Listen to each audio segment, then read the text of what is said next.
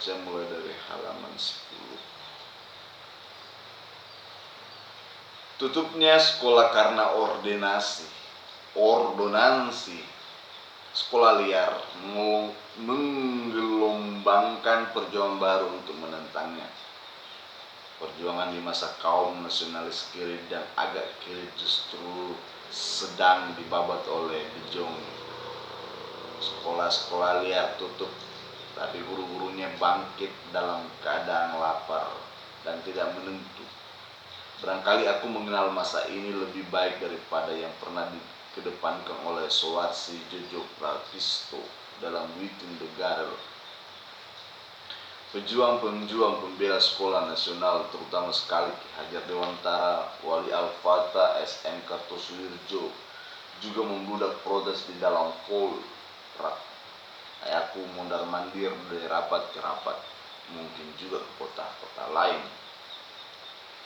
Ki Hajar Dewantara mengadakan audensi pada Gubernur Jenderal.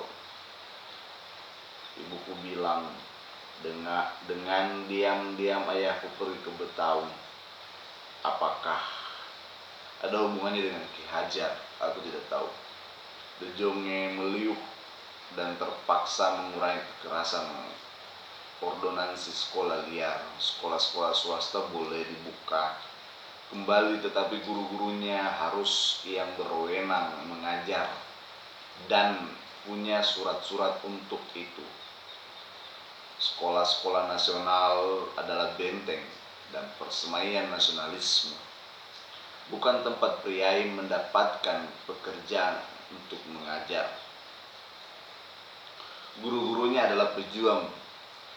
Mengajar bukan hanya job, tetapi dedikasi, bukan penghasilan, tetapi pengabdian dan persembahan. Gelombang perlawanan membludak lagi.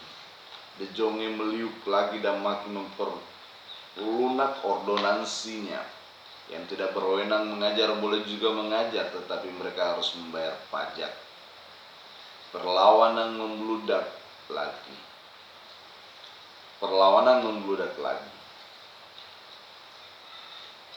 Bagaimana seorang guru sekolah swasta yang pukul rata berpenghasilan sekitar 10.000 sebulan mampu membayar pajak?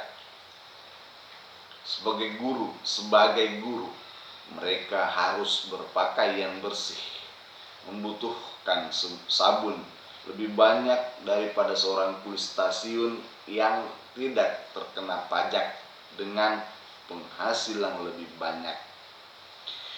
Dejongnya meliuk untuk terakhir kali. Ordonansi sekolah liar batal. Ki Hajar Dewantara muncul sebagai pahlawan, dan ayahku membuka sekali sekolahnya yang sudah tak punya induk lagi itu.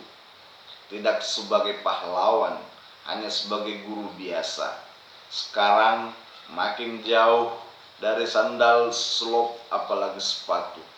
Ia telah membuangnya sejak memulai bernong koperasi, bercakar ayam. Dan sekarang bercakar ayam memang sudah tidak mampu membeli. Di zaman Jepang, di Jakarta, teman-teman sekolahku di taman siswa mengagumi guru kami Pak Said, yang selalu bertelanjang kaki dan bersarung berkemeja.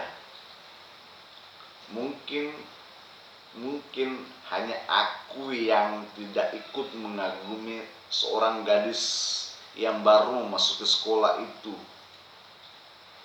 Mungkin hanya aku yang tidak ikut mengagumi.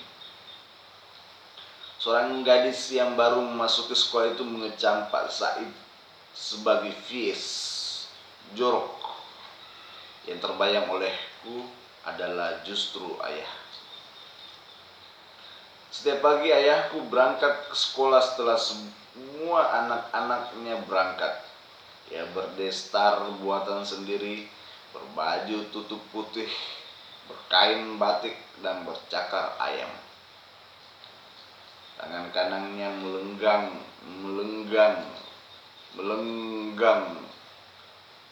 dan tangan kirinya menjinjing ujung kainnya.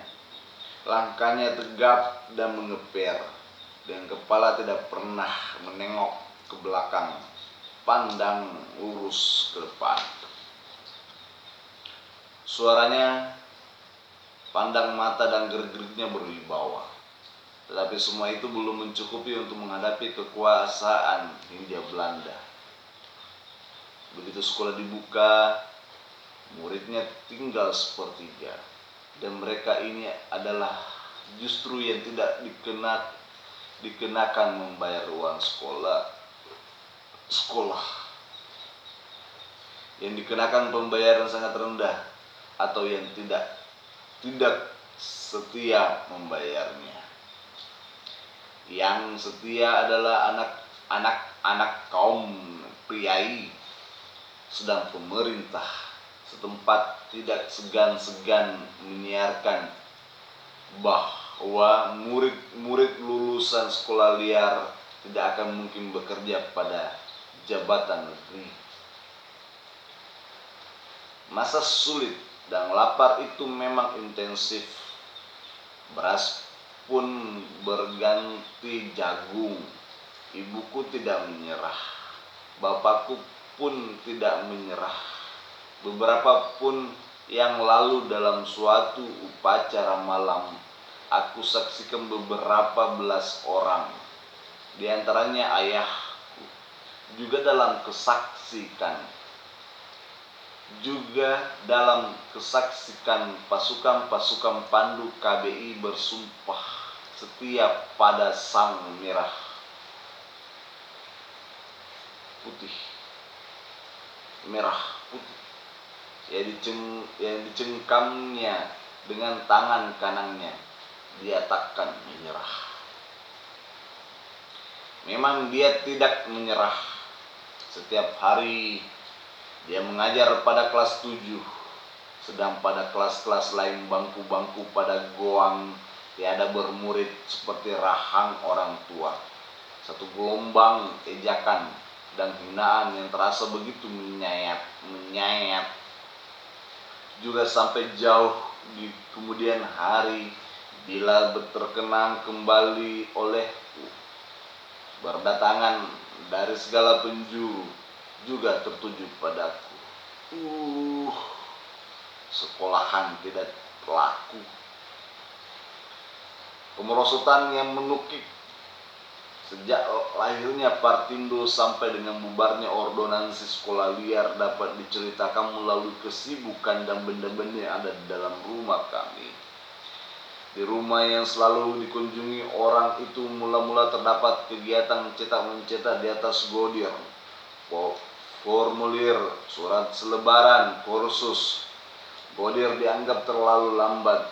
Di rumah kami muncul sebuah mesin Roneo baru dan sebuah mesin stensil Gerstner dengan peti-peti besar berisi kertas. Di samping itu 7 mesin tulis standar, sudah tangan kedua, tetap kukuh dan dalam keadaan baik. Seorang Eropa, kata ibu dari Betawi, mengajarkan bagaimana cara